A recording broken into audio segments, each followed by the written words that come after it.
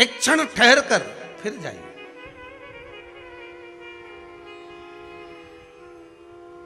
दो मिनट हम भगवान का दीदार, हम भगवान का दर्शन क्यों ना कर लें।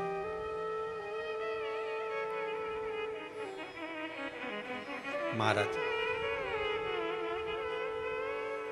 षडानंद कार्तिकेय जी की धर्म पत्नी देवसेना, देखिए शिव महापुराण में कार्तिकेय जी के विवाह का कोई प्रसंग नहीं है। इसमें तो लिखा है कि कार्तिकेय बाबा ब्रह्मचार्य व्रत का पारण करें, पर ब्रह्मवेत्ता पुराण के अंतर्गत लिखा है कि कार्तिकेय महाराज की दो धर्म पत्नियां थी, देवसेना और वल्ली देवी। ब्रह्मवेत्ता पुराण में लिखा है कि कार्तिकेय बाबा की दो धर्म पत्नियां थी, एक था देवसेना, दूसरी वल्ली देवी। पर शिव महापुराण में नहीं लिखा। तो कोई कहे कि गुरुदेव आप बोल रहे हैं कि कार्तिकेय जी की धर्म पत्नी थी, तो शिव महापुराण में नहीं लिखा, फिर कहेंगे ब्रह्मवेत्ता पुराण में लिखा। तो कार्तिकेय जी की जो धर्म पत्नी थी देवसेना, एक बार उसने भी कार्तिकेय बाबा से षडानंद जी से प्रश्न कर लिया था।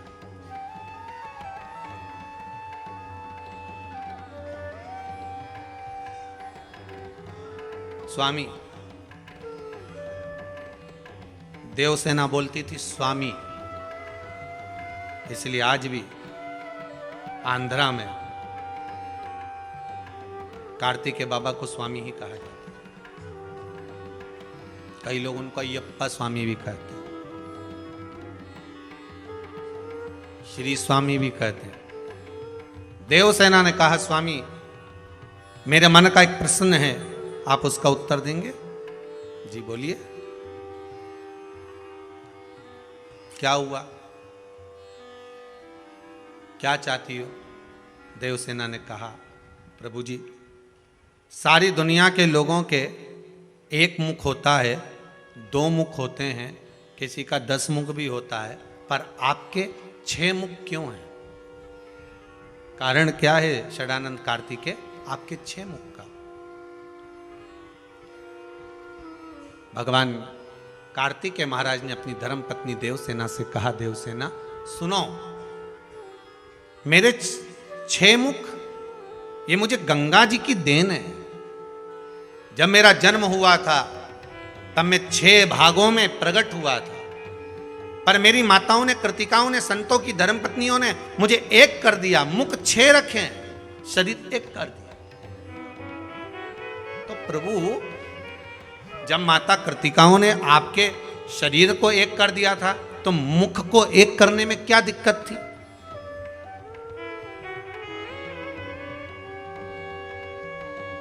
जब शरीर एक कर दिया है तो मुख को एक करने में क्या दिक्कत है?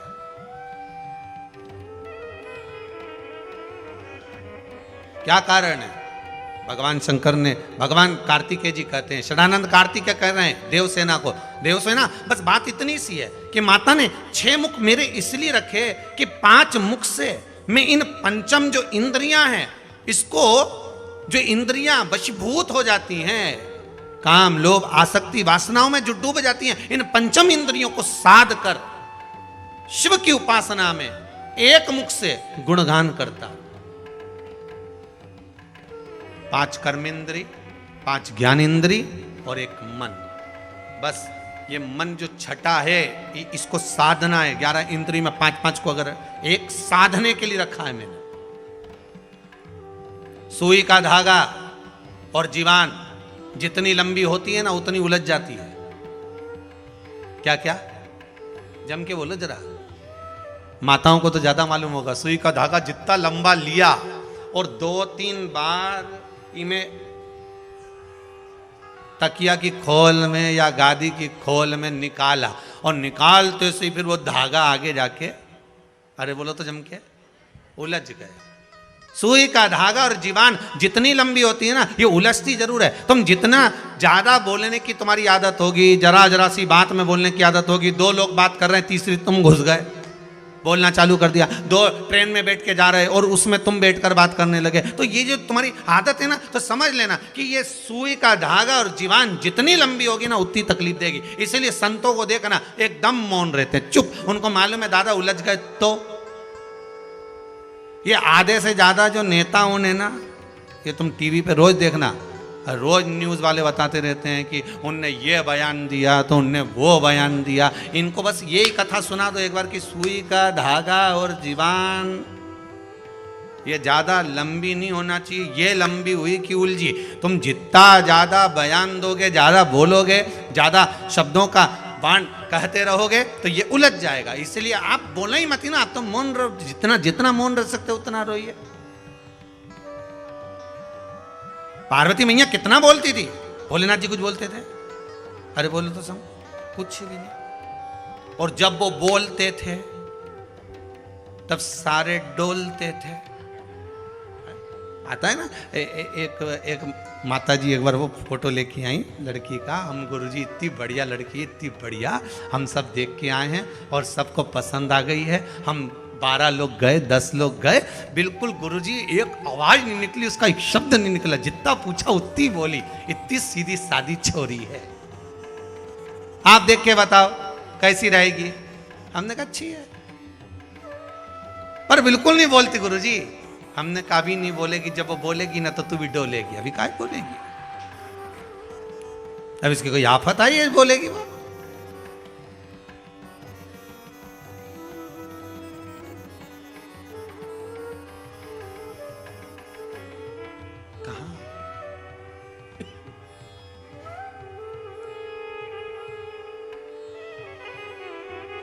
जितनी बहुओं ने और जितने भेरुओं ने कल स्टेटस पे अपने अपने फोटो लगाए हैं ना राम जी, इतने ही फोटो एक दिन मदर्स डे पे अपनी अपनी सास के साथ जरूर लगा देना। इतने ही जितने कल लगे थे अपनी माता जी के साथ जरूर लगा।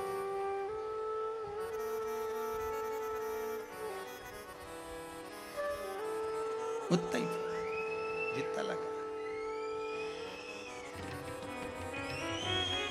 जितनी लंबी जीवान हो और जितना सुई का धागा लंबा होगा उतना तकलीफ देगा। बस वो सुई के धागे की आदत होती है कि जब आप गुथने बैठ जाते हो, जब लगाने बैठ जाते हो, तब वो धागा कहीं ना कहीं आगे जाकर उलझ जाता है। तो उसको सुलझा नहीं सकते, फिर बड़े प्रयास करना पड़ेगा। आप क्या करोगे उसको सुलझाने के लिए? तो कहा एक काम करो कि सुई में से धागे को वापस निकालो, और निकाला धागा वापस, और फिर वापस उसको सही करने का प्रयास किया, वापस सही,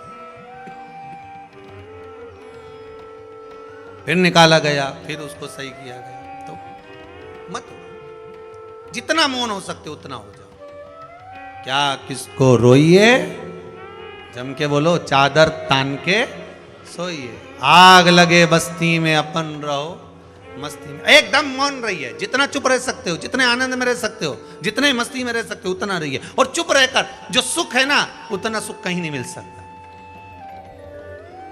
चुप रहिए।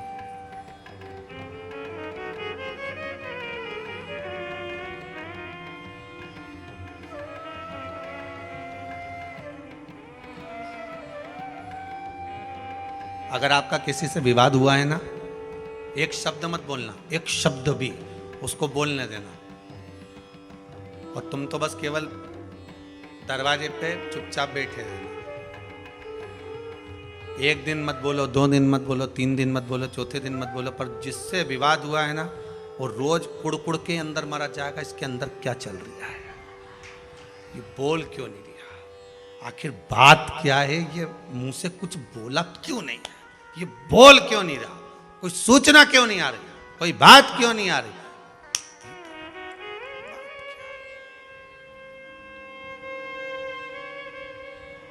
बोले ही मत। जितनी जीवान लंबी होगी उतना तकलीफ आपको होगी, और जितना धागा लंबा होगा सुई का उतना वो सिलने में तकलीफ होगी, उलझेगा वो, पक्का है, उसको सुलझ। ए देवसेना, मेरा एक जो मुख है ये मैंने जो रखा है 6 मुख, ये केवल मेरी माताओं ने शरीर तो एक कर दिया पर मुख 6 अलग ही रहन दिए, एक नहीं करा। उसका कारण केवल इतना है कि मैं इन मुख से भगवान का गुणगान करता रहूं, भगवान की भक्ति का एक स्मरण भाव सम्मुख में प्रकट करता रहूं। किसी ने लंकाधिपति रावण से पूछ लिया था तुमने 10 सिर क्यों लिए, तो क्या मर्जी मेरी, तो कारण क्या था। और लंकाधिपति रावण ने कहा मेरे 10 सिर का केवल एक कारण है कि जब मैं शंकर का गुणगान करूं, जब मैं शिव का स्मरण करूं, तो मेरे 10 मुख से भगवान शंकर का गुणगान होना चाहिए, मेरे 10 मुख से भगवान शिव का स्मरण होना चाहिए। मैं भगवान की भक्ति में इस 10 मुख से डूबा रहूं।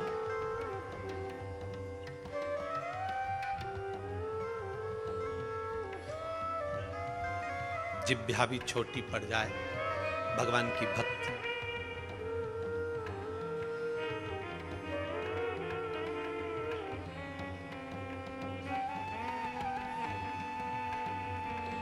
सारी पृथ्वी को कागज करूं और लेखनी, पूरे वृक्षों की कर लूं तो भी परमात्मा का स्मरण करना कठिन।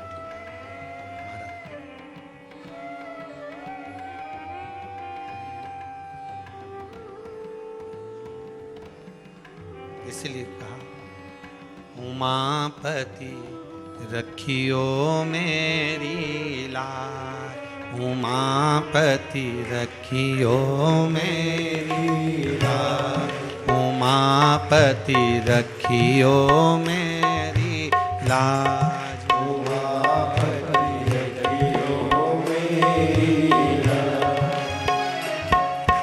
भूल के सारी दुनिया भोले, भूल के सारी दुनिया भोले, भूल के सारी दुनिया भोले, भूल के सारी दुनिया भोले, तुम्हें पुकारूं आज, उमापति रखियो मेरी लाज, उमापति रखियो मेरी लाज, उमापति रखियो मेरी लाज, उमापति रखियो मेरी लाज। आओ से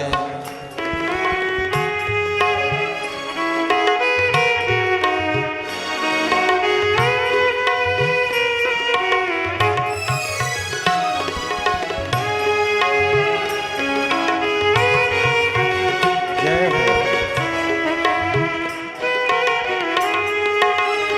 ताली से बजाते आनंद में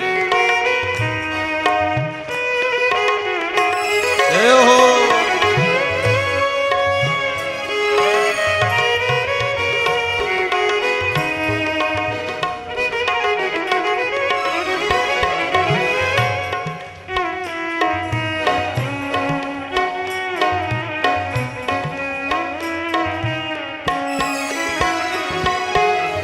जोड़ लिया है प्रीत के धागे, जोड़ लिए हैं जोड़ लिए हैं प्रीत के धागे, जोड़ लिए हैं प्रीत के धागे। सब फीका है तेरे आगे, सब फीका है तेरे नाम से आत्म जागे, तेरे नाम से दूर दूर सब अवगुण भागे, दूर दूर सब रोम रोम मेरे भोले तेरी, रोम रोम मेरे भोले तेरी, ओ रोम रोम मेरे भोले तेरी, रोम रोम मेरे भोले तेरी, ओ तेरी ही आवाज, उमापति रखियो मेरी लाज, उमापति रखियो मेरी लाज, उमापति रखियो मेरी लाज, उमापति उमापति रखियो मेरी लाज।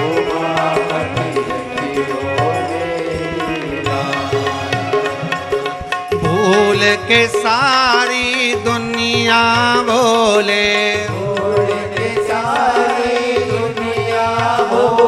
ओ भूल के सारी दुनिया बोले, तुम्हें पुकारूं आज उमापति रखियो मेरी लाज। उमापति उमापति रखियो मेरी लाज। जय हो।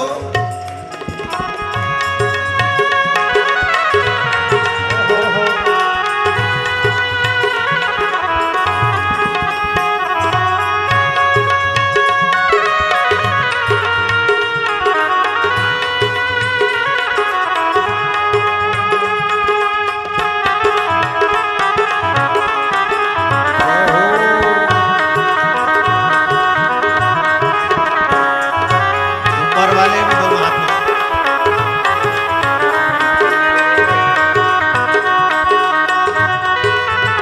जय हो।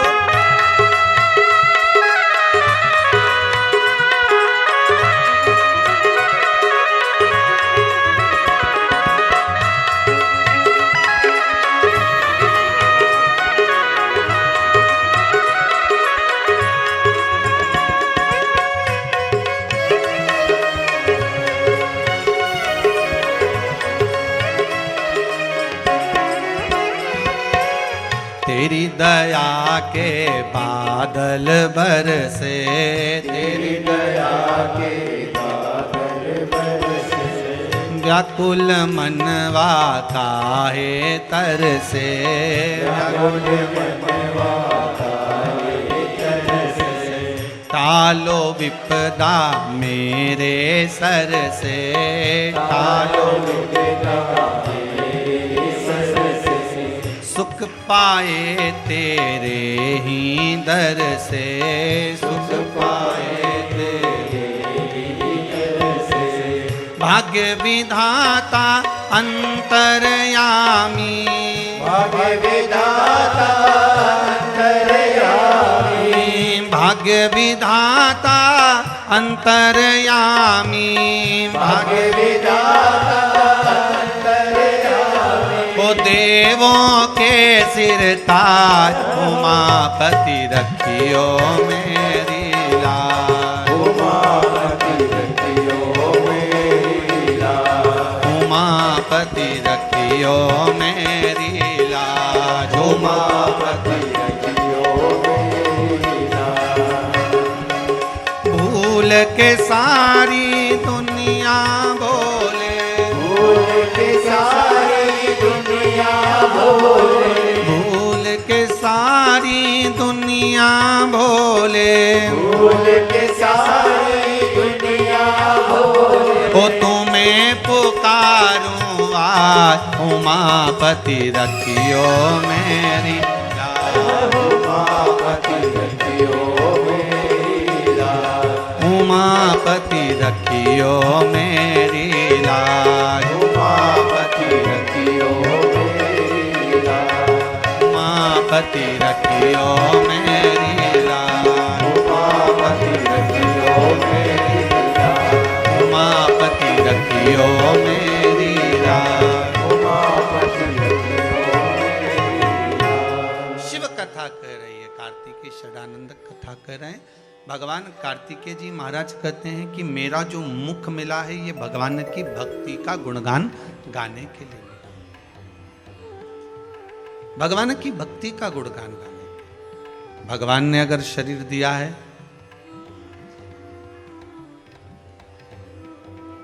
भगवान अगर शरीर दिया है तो भगवान की भक्ति को धारण करने के लिए।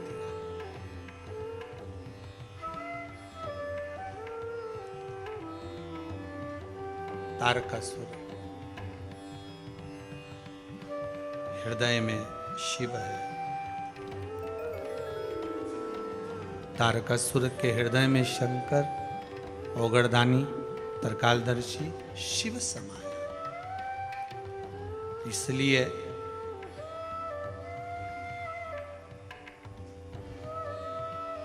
कार्तिक के महीने में ये जो कार्तिक का महीना का नाम पड़ा है, ये तारकासुर का संहार किया था श्री कार्तिकेय महाराज।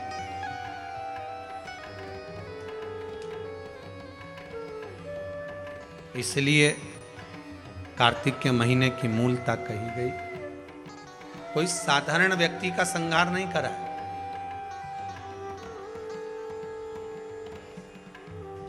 ये जो एक भजन करने वाला हो और एक पाप कर्म करने वाला हो, या तो पाप कर्म करने वाला हो कि पूरा ही पापी हो तो उसका संहार हो जाए, या बिल्कुल भजन करने वाला हो तो उसका उद्धार हो जाए। अब ये बीच में जो टंगा हुआ है ना कि हे असुर भी और भगवान की भक्ति भी कर रहा है, इसको संभालना, इसका संहार करना बड़ी कठिन बात है साहब।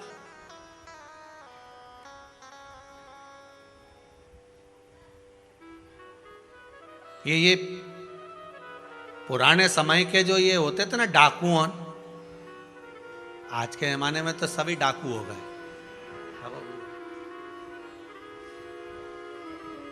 पर पुराने डाकू और आज के डाकू में अंतर है।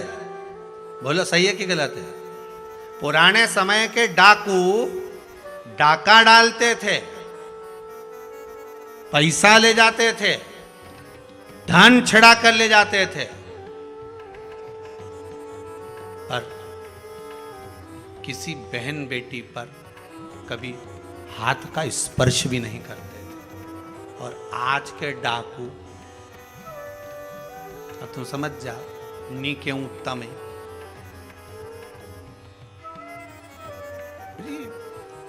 और कितना, बस एक काम था इनका कि इनको धन लेकर आना है, इनको पैसा उठा कर लाना है, धन लाना है।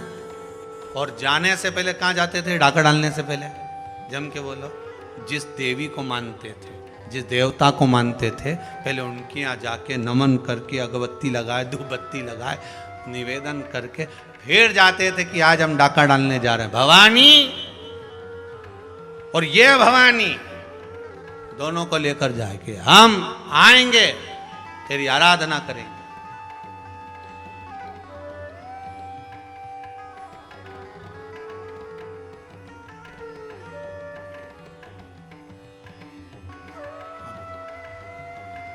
तो बहुत पुराने समय के जो डाकू होते थे, उनको मारना, उनको नष्ट करना बहुत कठिन था, क्योंकि उनके भीतर माता जी की भक्ति भी बहुत थी, सेवा भी बहुत थी। किसी के यहाँ शादी है और नहीं है, कोई व्यवस्था नहीं है तो भेज भी देते थे, किसी के यहाँ कोई दिक्कत है तो सामान भी भेज देते। पहले के डाकू में भाव भी होता था,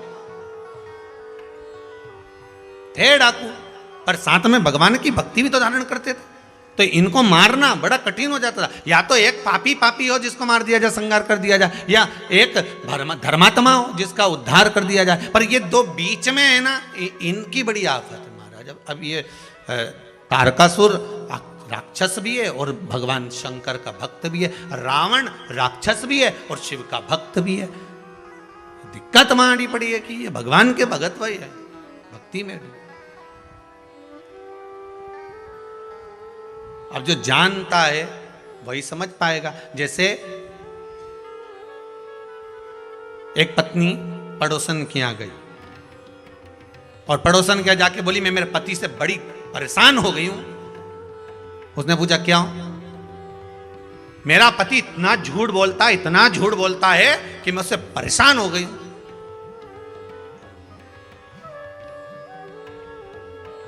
क्या झूठ बोला तेरे पति ने?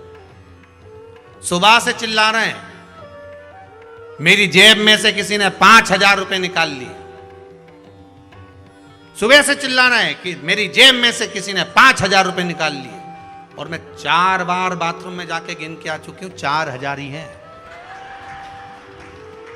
अब बताओ मेरा पति कितना बड़ा झूठा है, कितना बड़ा झूठा मेरा पति है।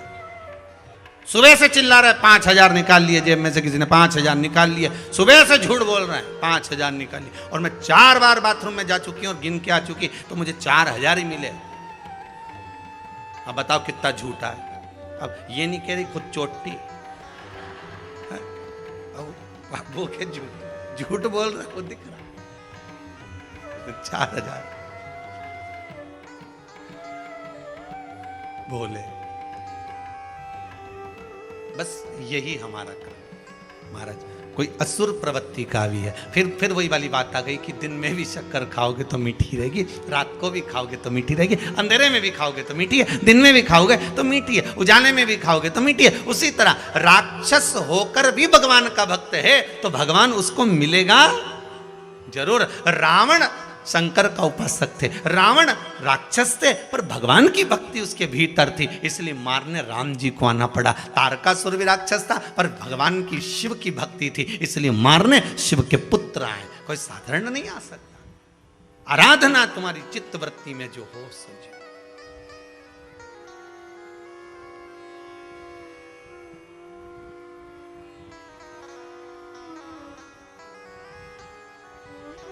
तेरा ही दिया मैंने खाया पिया है, तेरा शुक्रिया है, तेरा शुक्रिया। विचार करिए। तारकासुर का संहार शिव भगवान शंकर के पुत्र कार्तिकेय ने करा। कार्तिकेय ने संहार करा तो भी माता पार्वती जी ने कह दिया था इसके हृदय में शिव बैठे हैं, अगर कोई बाण छोड़े भी तो हृदय में नहीं लगना चाहिए। ध्यान रखना इस बात का। जी मां, बिल्कुल ध्यान रखूंगा। और युद्ध हुआ, इसीलिए कार्तिक का नाम कार्तिकेय मास इस कार्तिक महीने का क्यों पड़ा? क्योंकि कार्तिकेय जी ने जब संहार करा, तारकासुर के पूरे शरीर पर बाण छोड़े गए, सारे शरीर का संहार किया गया, सारे शरीर पर बाण छोड़े गए, पर तारकासुर के हृदय में बाण नहीं छोड़ा गया, क्योंकि उस हृदय में शिव समाया और शिव के हृदय में राम समाया था, मेरा नारायण समाया।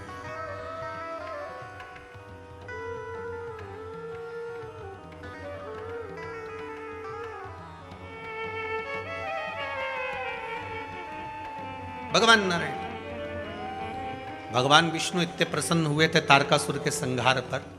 शिव इतने प्रसन्न हुए भगवान विष्णु कि सीधे भगवान शंकर के पास पहुंच गए। भगवान नारायण ने जैसे ही भगवान शंकर के पास पहुंचे तो शिव जी तो बैठे हुए थे बड़ी आराम से कैलाश पर्वत पर। भगवान विष्णु ने जाते से ही कहा हर हर महादेव। कैसे आना हुआ, क्या हो गया, कैसे आयो? शंकर जी ने पूछ लिया। भगवान विष्णु बोले प्रभु बात इतनी सी है कि आपके पुत्र ने तारकासुर का संहार कर दिया, तो रजिस्ट्री कराना है। रजिस्ट्री? हाँ, क्या रजिस्ट्री? आपने अभी आपको पहले भी कथा में कहा, इससे पहली कथा में भी कहा, घड़ी शिव ने बनाई, पल शंकर जी ने बनाया। घड़ी, पल, समय, नक्षत्र, वार, तिथि, महीना, वर्ष सब शिव का बनाया हुआ। सारा की सारा सृष्टि का जितना ये घड़ी, पल, समय, सब महीने, 2 महीने, साल, ये सब शिव के बनाए हुए हैं। जब सब शंकर जी ने बनाए तो प्रभु रजिस्ट्री कराना। रजिस्ट्री किस चीज की? कि 12 महीने जो आपने बनाए हैं उसमें से 1 महीना आपके बेटे के नाम करना। होगी रजिस्ट्री? 12 महीने में से 1 महीना किसके नाम पर है? जम के बोल दो, कार्तिक। बाकी के सारे महीने उठाकर देख लो, पूस, माघ, चैत्र, अश्विन, जितने भी महीने देखोगे किसी देवता के नाम पर नहीं, केवल 1 महीना, और एक वो 3 साल में एक बार आए। कौन सा? अधिक मास। वो भी भगवान ने दिया, और वो 12 महीने में नहीं आए, वो तो बीच में फंस जाए, इसलिए उसका नाम है 12 से अधिक, इसलिए उसका नाम अधिक मास। तो भगवान कृष्ण ने उसको अपना नाम दिया पुरुषोत्तम। पर बाकी के 12 महीने निकाल कर देख लो आप। माघ मिलेगा, पूस मिलेगा, चैत्र मिलेगा, वैशाख मिलेगा, अश्विन मिलेगा, सारे महीने मिलेंगे, मल मास, अधिक, अधिक सब मिल जाएंगे, पर देवता के नाम से कोई मास नहीं मिलेगा। देवता के नाम से अगर कोई मिलेगा तो केवल एक मिलेगा, वो है कार्तिक मास। क्योंकि यहाँ प्रॉपर्टी में लिख दिया गया, सील ठप्पा लग के सिग्नेचर होके ठप्प लग गया कि ये कार्तिक, ये महीना इनका है। तो पूछा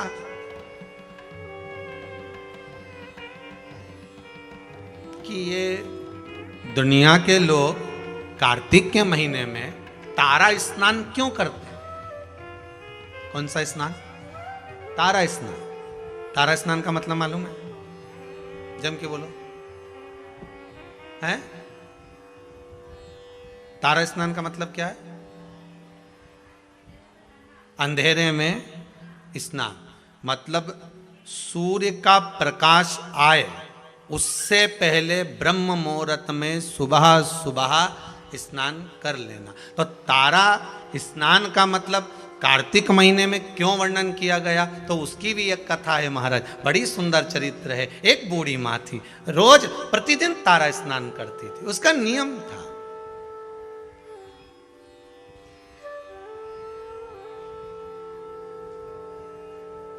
प्रतिदिन तारा स्नान करती थी।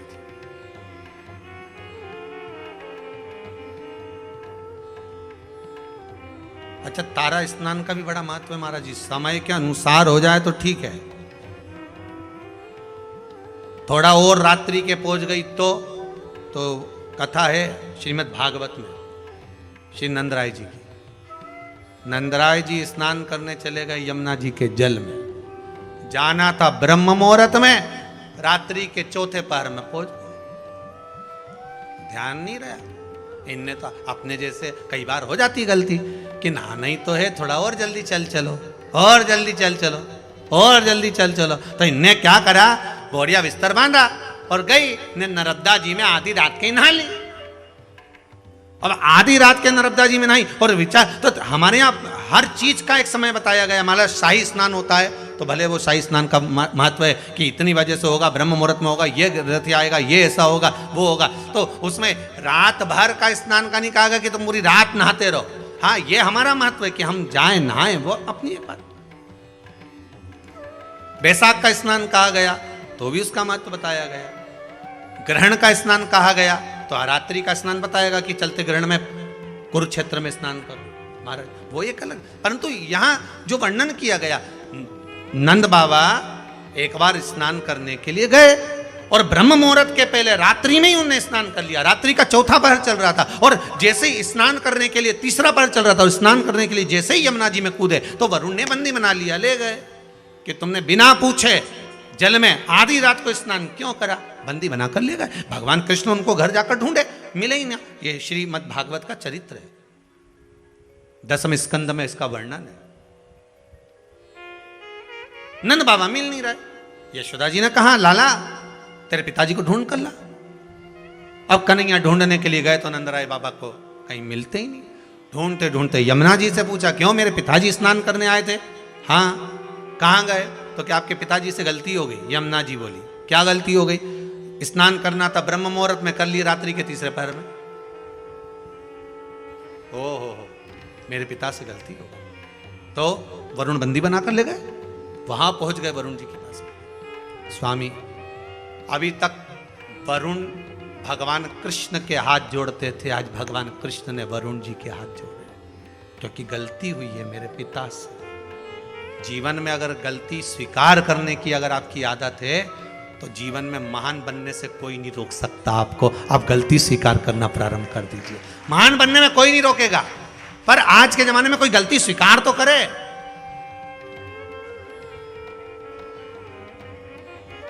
करवा चौथ की पूजन कर ली कल, बोलो सही है कि गलत है? जरूरत थी करवा चौथ की पूजन करने की, करवे को लाई, पूजन करी, इकट्ठा करा, सब कुछ करा, और अभी तक वो करवा कहीं ना कहीं पड़ा होगा। जब जरूरत थी तो बीन के लिए, और फिर सास के कि क्यों रही जरूरत पड़ी तो हेड लाई, अब पटक दिया, अब बेचारी सास उठाए। सही है कि गलत है? सब बना के रख दिया, ये सामान यहां पड़ा है, वो सामान वहां पड़ा है। अब तुम तो कहीं ने चलनी में मुंडा देखिए, अब गलत नहीं, करो पूजन, पूजन करो, पाठ करो, अर्चना करो, पर जो तुमने सामान इकट्ठा करा था, करवा लाई थी, ये करा, दिया लगाया है, बाती लगाई, सारा सामान इकट्ठा करके रखा, तो सवेरे उठकर स्नान करके वो सारा सामान उठा के रख भी। फैला रहा तुमने, फैला दिया, उठाई डोकरी, और फिर डोकरी उठाए तो उसका हाथ के साथ साथ में मुंडा भी गढ़ा चले। अब बोलो सही है कि गलत बात है? अब जब हाथ चले, शरीर चले, पांव चले, तो मुंह भी चले, फिर वो चले तो भी बुरा लगना ही नहीं चाहिए। हाँ साहब गलती हो गई, मेरे को ये करवे उठाकर रखना थे, जगह पे रख के आना था, मुझे ये काम करके रखना था, सही में पूजा की थाली ऐसी कैसी रखी हुई है, मुझे सुबह से उठकर इसको संभालना था, ये करना था। पर अपनी गलती कौन स्वीकार करे? अपनी गलती को कौन देखेगा?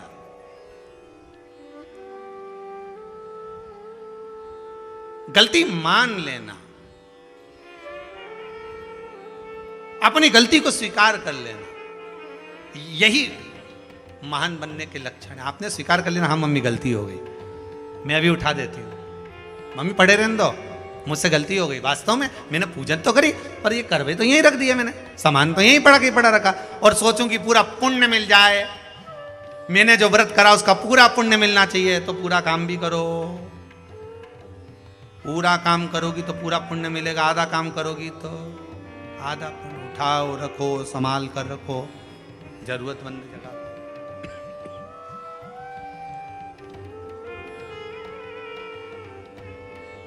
कमरा की झाड़ू लगा लो, उसके बाद झाड़ू को ऐसी जगह उठा के पटका, अब दूसरी बार कचरा इकट्ठा हो गया, अब ढूंढती फिर रही।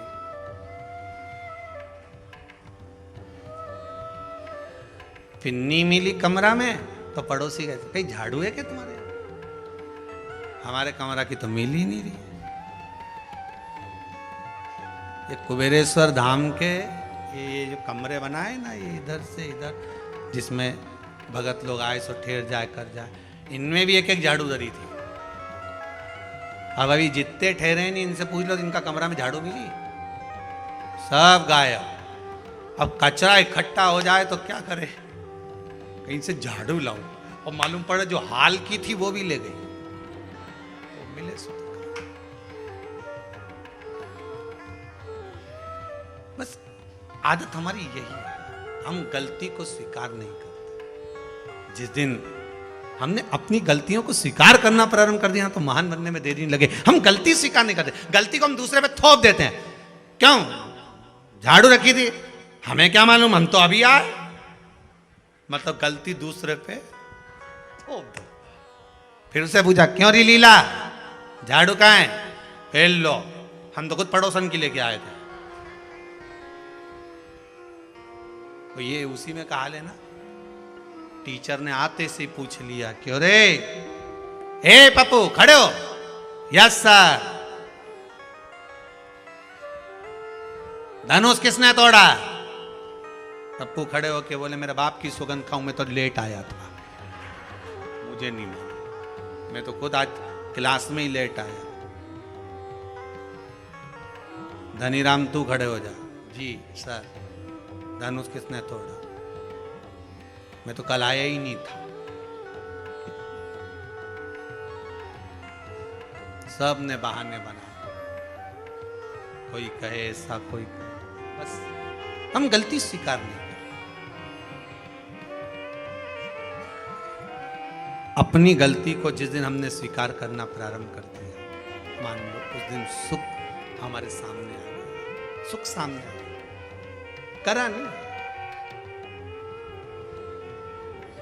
बूढ़ी माँ जाए, स्नान करे, आए,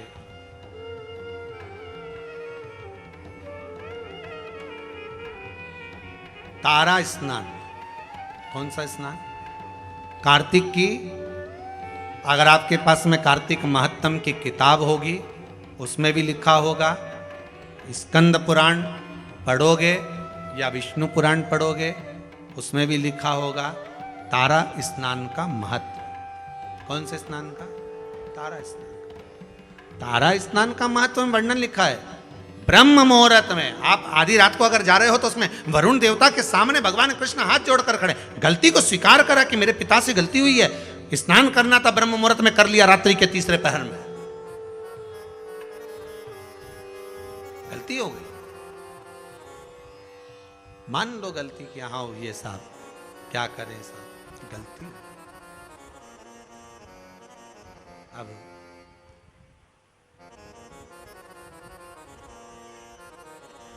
वरुण जी गलती तो हो गई, पर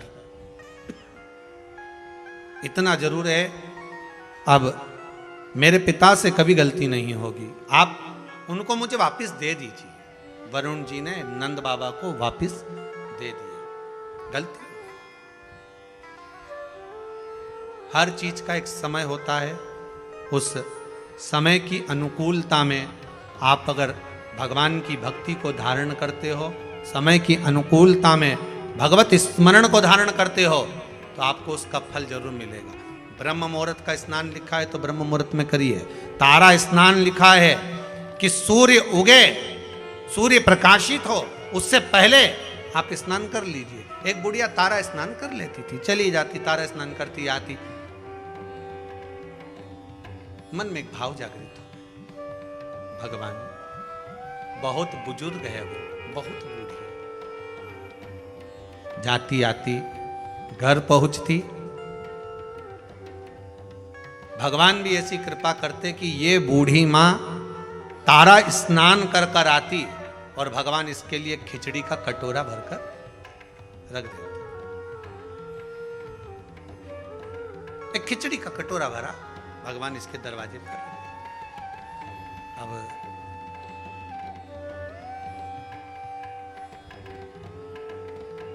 खिचड़ी के कटोरे को बूढ़ी मां के सम्मुख में रखा, माई कटोरा उठाया, भगवान को भोग लगाती, भगवान का दिया हुआ पात्र था उसी से पा लेती। एक दिन पड़ोसन ने विचार करा कि बड़ी विचित्र है ये बूढ़ी मां, ना जाने इसको कौन ब्रह्म मुहूर्त में खिचड़ी देकर चले जाता है और ये उसका पान कर लेती है, उसका सेवन कर लेती है।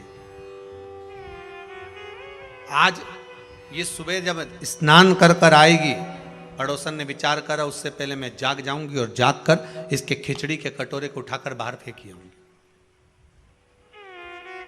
जब जब मनुष्य धर्म की ओर बढ़ता है, जब जब मनुष्य सत्कर्म की ओर बढ़ता है, जब जब मनुष्य भगवान की भक्ति की ओर बढ़ता है, भजन कीर्तन स्मरण की ओर बढ़ता है, शिव आराधना की ओर बढ़ता है, भगवत नाम की ओर बढ़ता है, तब तब दुनिया के लोग उस पर उंगली उठाना प्रारंभ कर देते हैं। मीराबाई को नहीं छोड़ा, रामकृष्ण परमहंस जी को नहीं छोड़ा, संत तुकाराम, नामदेव आदिक आदिक को नहीं छोड़ा, प्रहलाद ध्रुव जी को नहीं छोड़ा।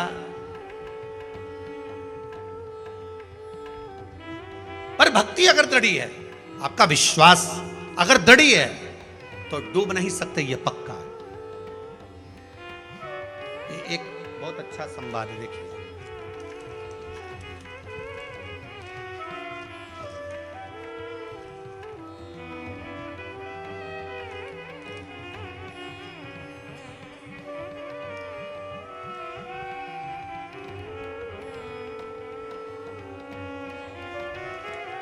देखिए विश्वास की दृढ़ता देखिए इस प्रश्न में कितना है। आशा जी, चापक लिखा है कि व्यापक लिखा है? हैं? थापक, थापक, धन्यवाद। खरगोन से आए हैं, खड़े होइए।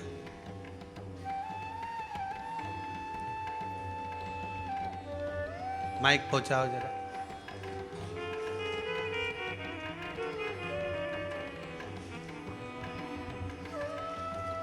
बड़ा सुंदर भाव आपने लिखा है।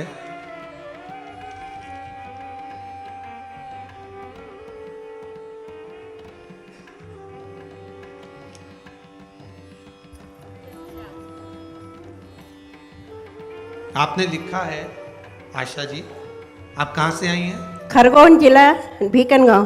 भीकनगांव से आई हैं। आपने क्या लिखा है इसमें? आपने बाबा ने क्या कृपा करी आपको? 8 महीने पहले महाराज जी आपकी कथा सुनी थी मैंने। जी। तो आपने जो अकाव के जड़ की जो बताया था, आंकड़े की जड़ का जो हाँ प्रयोग बताया। अकाव के जड़ का, तो मेरी बहू को 10 साल हो गए। 10 साल से बच्चे नहीं थे उसको? एक बच्ची है, इसके बाद हुआ नहीं नहीं। हुए। डॉक्टरों ने जवाब दे दिया था कि अब नहीं होंगे। जी। और एक दिन पहले यानी संडे को मैंने आपका वो सुना, और सोमवार के दिन मैंने ये उपाय आपका किया, जी। और बस उसी महीने से मेरी बहू को बच्चा रह संतान गया। जी हाँ, कितने अब महीने हैं उसको? 8वां महीना चल रहा है। बहुत बहुत बधाई, बाबा की कृपा। बेटी श्री शिवाय नमस्ते। श्री शिवाय नमः। विश्वास किसको कहते हैं? भरोसा किसको कहते हैं? अगर दृढ़ विश्वास है, भरोसा है और भगवान के प्रति, हाँ ये जरूर है, थोड़ी थोड़ी परीक्षा भगवान लेगा जरूर। सोने को जब तक तपाओगे नहीं तब तक वो निखरता नहीं है।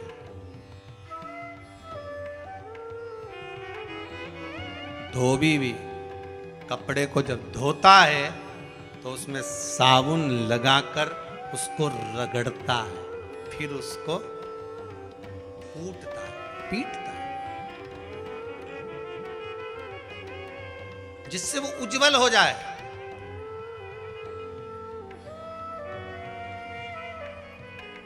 उसकी उज्जवलता उसको घसीटने पर, पीटने पर प्राप्त होती। मीराबाई की उज्जवलता कैसे प्राप्त हुई थी? मीराबाई के लिए जहर का प्याला भेज दिया, शेर भेज दिया, सांप का पिटारा भेज दिया, उसकी उज्जवलता हो गई। फिर डरने वाली बात नहीं, फिर वो बात ध्यान रखना, कोई ताला भी लगाए चाहे कूची भी लगाए, अभी पाला नहीं पड़ा है, भोले बाबा से मेरी प्रीत ना टूटेगी, भोले बाबा से, शंभु बाबा से मेरी प्रीत ना टूटेगी, मेरी प्रीत ना टूटेगी, भोले। भगवान से प्रीत कैसे छूट जाए? अगर हाँ थोड़ा कष्ट आएगा, जीवन में थोड़ी तकलीफ आएगी, थोड़ा दुख आएगा, शंकर की आराधना करोगे, शिव की भक्ति करोगे, जैसे बूढ़ी माँ तारा स्नान कर रही है, खिचड़ी का कटोरा आ भी गया तो पड़ोसन ने क्या करा, ब्रह्म मुहूर्त में आना था और वो आई, आकर देखा खिचड़ी का कटोरा बड़ा सुंदर है, इसने खिचड़ी को उठाकर घर के पीछे फेंक दिया, घर के पीछे फेंक दिया। बूढ़ी आई, बूढ़ी माता ने आकर देखा कि मैं रोज तारा स्नान कर कर आती थी, रोज मुझे खिचड़ी मिलती थी, आज नहीं मिल रही।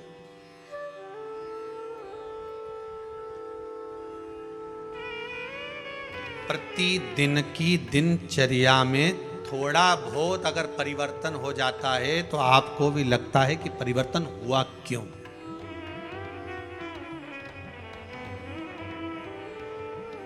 आखिर इतना परिवर्तन कैसे हो गया?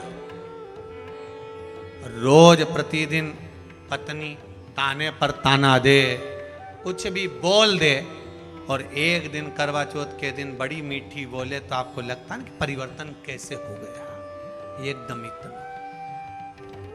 कहाँ तवा सीधा, कहाँ तवा उल्टा।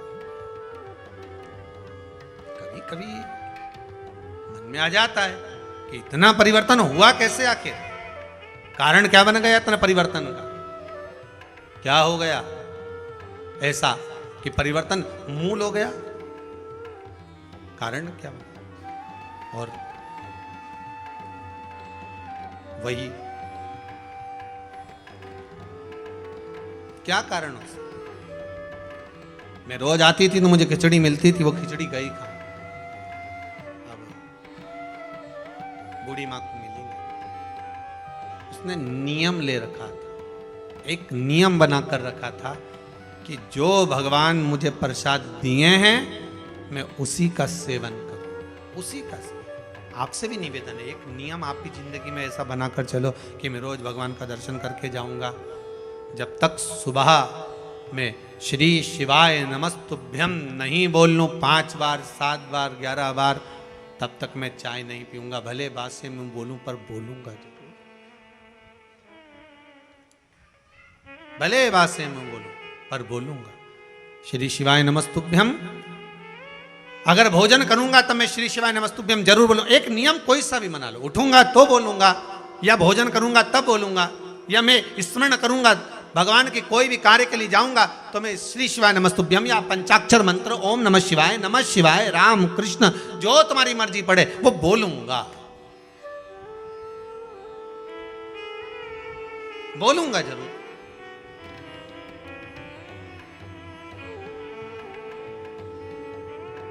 अच्छा, कई लोगों को ये भी रहता है कि हम ये मंत्र क्यों बोलें, हम ये मंत्र क्यों बोलें, हम इसको क्यों जपें।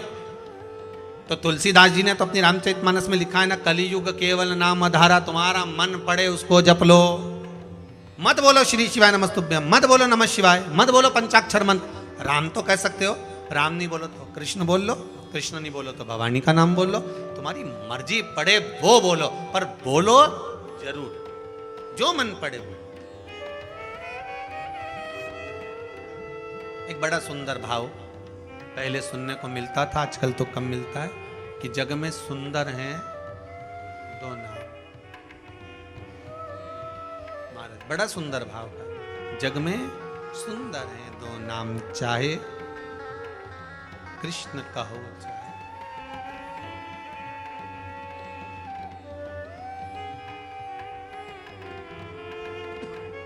बड़ा भाव सुंदर। बोलो राम राम राम बोलो श्याम।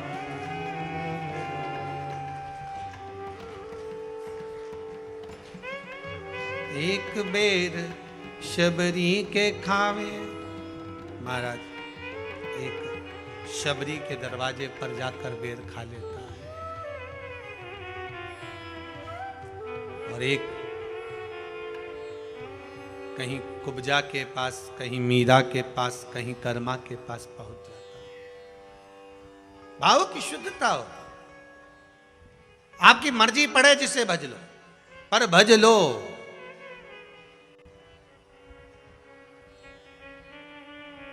तुम्हारी मर्जी पड़े उसका स्मरण कर लो, पर करो, एक नियम बना लो।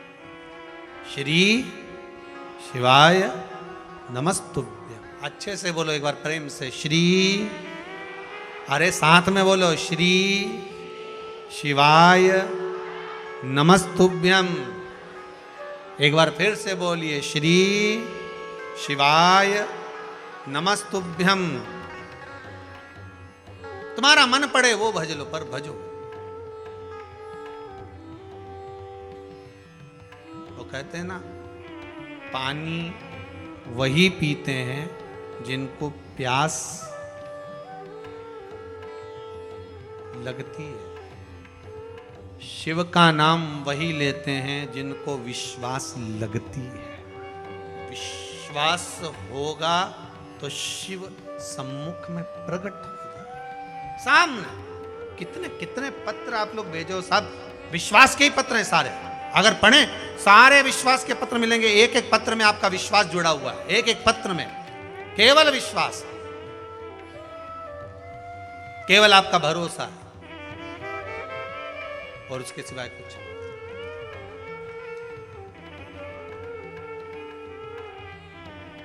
उसके सिवाय कुछ, केवल विश्वास जुड़ा हुआ।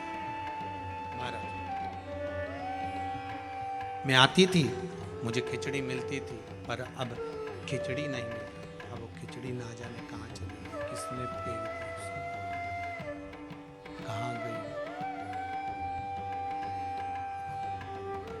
खिचड़ी का पात्र ढूंढ रही है, पर मिल नहीं रहा। ढूंढा गया, मिला नहीं। जब मिला नहीं, आज भूखी रह गई। उसने नियम बनाया था, जो भगवान मुझे भोग देगा वही मैं पाऊंगा।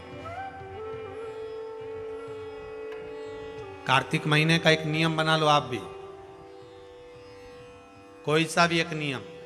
शाम के समय पर दिया लगाऊंगी मैं, बेलपत्री के पेड़ के नीचे, पीपल के वृक्ष के नीचे, या आंवले के वृक्ष के नीचे। वहां लगाने नहीं जा सकती तो अपने दरवाजे के बाहर लगाऊंगी, तुलसी के क्यारे में लगाऊंगी। ये भी नहीं कर सकती, परिंडे पर दिया लगाऊंगी, जहां पानी का मटका हो, हंडा हो, वहां लगा दो। ये भी नहीं कर सकती तो पूरे कार्तिक के महीने में दरवाजे पर मैं पानी छीटूंगी। इतना तो बना सकते हो कि अपने घर के दरवाजे पर मैं पानी छीट दूंगी, द्वार पर जल का छींटा कर दूंगी।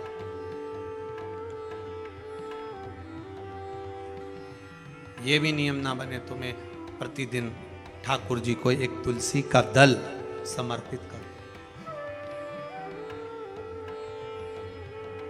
तुलसी का किसी भी महीने के अंतर्गत प्रसंग में आपने नहीं सुना होगा कि भगवान विष्णु और भगवान शंकर का मिलन हुआ, पर कार्तिक महीने की बैकुंठ चतुर्दशी का दिन एक ऐसा होता है जिस दिन शंकर भगवान और भगवान विष्णु का मिलन होता है। एक बात आपको पहले भी कही, सारी दुनिया की दिवाली देखना और उज्जैन महाकाल के उस पावन नगरी में हरिहर मिलन देखना। कहां पर? जम के बोलिए जरा। उज्जैन महाकाल की नगरी में हरिहर मिलन देखना। सारी दुनिया में जितने, पूरी पृथ्वी पर जितने फटाके दिवाली पर छूटते होंगे उतने फटाके उज्जैन नगरी में हरिहर मिलन के दिन छूटते होंगे। उतने फटाके कि आज शंकर और भगवान हरि का, मेरे ठाकुर का, मेरे राम का, मेरे कृष्ण का, मेरे गोपाल का मिलन हो रहा। आज महाकाल राजा मेरे भगवान नारायण से मिलने के लिए आए। और एक बात और अच्छे से कह दे, जितने फटाके दीपावली पर छूटते होंगे उतने फटाके उससे ज्यादा भगवान शंकर और नारायण के मिलन पर छूटते हैं बैकुंठ चतुर्दशी पर। और जितने फटाके बैकुंठ चतुर्दशी पर उज्जैन महाकाल की नगरी में गोपाल जी और महाकाल के मिलन पर छूटते होंगे, उससे ज्यादा फटाका जिस दिन भक्त और भगवान मिलता होगा उतने छूटते होंगे। उससे ज्यादा फटाके तब छूटते हैं जब एक भक्त का मिलन भगवान से होता है। एक निर्मल मन का जीव जब परमात्मा से मिलन करने के लिए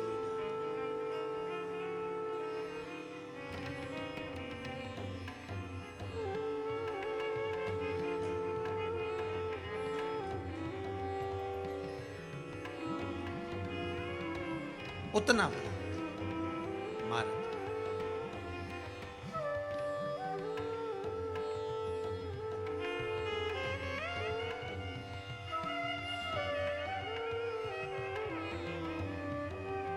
अगर भोले मेरा घर काशी बना देते तो क्या, मुझे भी अपनी काशी में बसा लेते